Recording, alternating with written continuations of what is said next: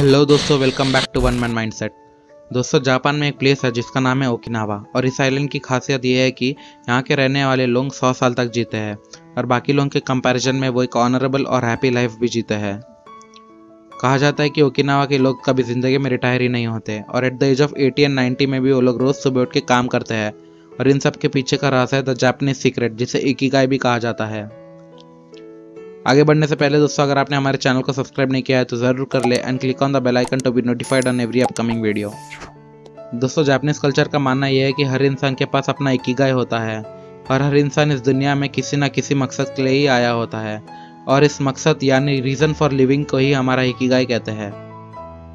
वहाँ के लोग ये भी कहते हैं कि अगर कोई इंसान अपनी लाइफ में इकिगाई को ढूंढने में असफल रहता है तो वो कभी भी अपने लाइफ में खुश नहीं रहेगा और एक पीसफुल लाइफ नहीं जी पाएगा।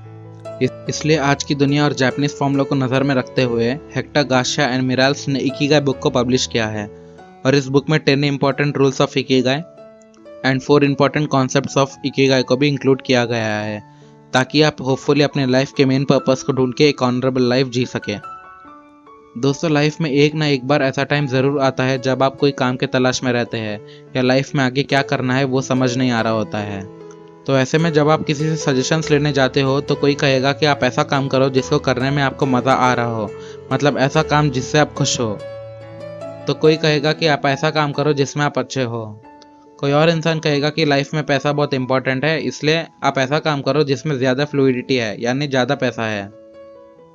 तो कोई और इंसान कहेगा कि आप ऐसा काम करो जिससे सोसाइटी को बेनिफिट हो। लेकिन प्रॉब्लम यहाँ ये है कि सभी आपको इन चारों में से कोई एक ऐसा काम करने बोलेंगे, जो कि एक रॉन्ग एडवाइस है, क्योंकि इकिगाई इन चारों पार्ट्स का समेशन है। फॉर एग्जाम्पल, अब हम इकिगाई को एक डायग्रामेटिक एक्सप्लेनेशन से समझेंगे। पहला सर्कल है व्हाट यू लव, यानी एक ऐसा काम जिसको करने में आपको खुशी मिलती हो। दूसरा सर्कल है what you are good at, मतलब एक ऐसा काम जिसमें आप अच्छे हो। अब पहले और दूसरे सर्कल के कॉम्बिनेशन से आता है पैशन, यानी अगर आप एक ऐसा काम ढूंढ लेते हो जिसमें आप अच्छे हो और आपको एट द सेम टाइम वो काम करने में मज़ा आ रहा है तो वो होगा आपका पैशन। तीसरे सर्कल में आता है एक ऐसा काम जिसके बदले आपको पैसे मिल रहे हो, यानी what you can be paid for.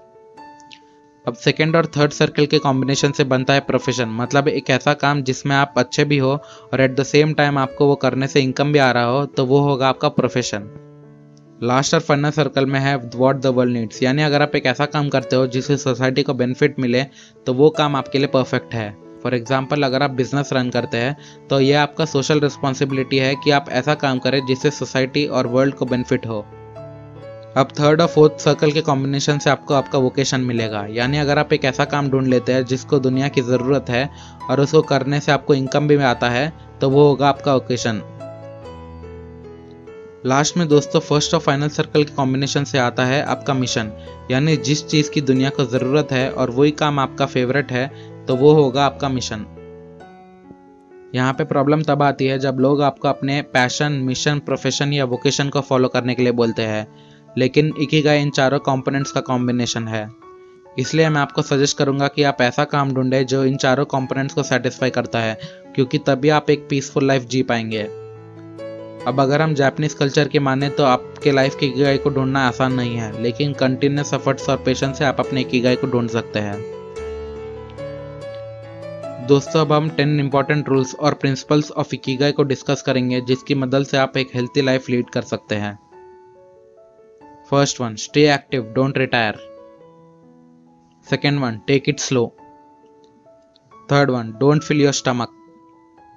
Fourth one, surround yourself with good friends. Fifth one, get in shape for your next birthday. Sixth one, smile. Seventh one, reconnect with nature. Eighth one, give thanks. Ninth one, live in the moment. 10th and final one, follow your ikigai.